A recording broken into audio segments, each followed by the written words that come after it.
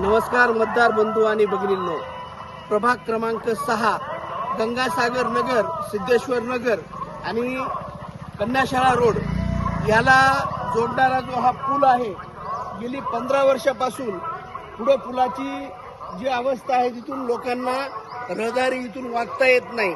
हा जो अडथळा आहे तो अडथळा पार न करताच समोरची घरे न उठवतात पुलाला परमिशन कशी देण्यात आली या बाबतीमध्ये 10 वर्ष झालं, 15 वर्ष झालं येथील नागरिकांना जो त्रास सहन करावा लागत आहे।